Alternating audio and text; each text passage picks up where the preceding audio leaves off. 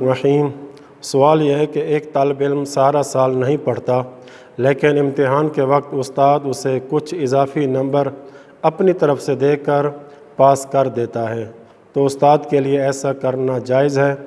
तो जवाब में आयतुल्लाह सिस्तानी फरमाते हैं, उस्ताद के लिए ऐसा करना जायज़ नहीं है।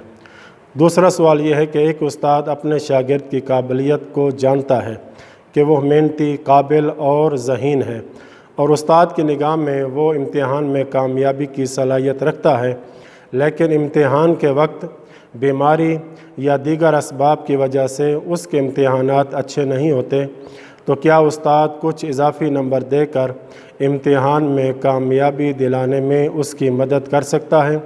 तो जवाब में आयतुल्लाह सिस्तानी फरमाते हैं कि अगर ऐसा करना स्कूल, कॉलेज या यूनिवर्सिटी के कवानीन के मुखालिफ न हो तो जायज़ है, वगरना जायज़ नहीं है।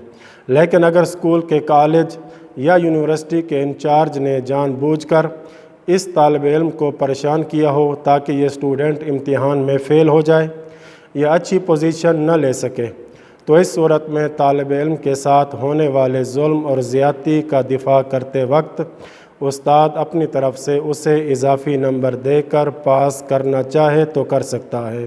वसल्लल्लाहु अला मुहम्मदिन व अहले बैतिही त्वाहिरीन।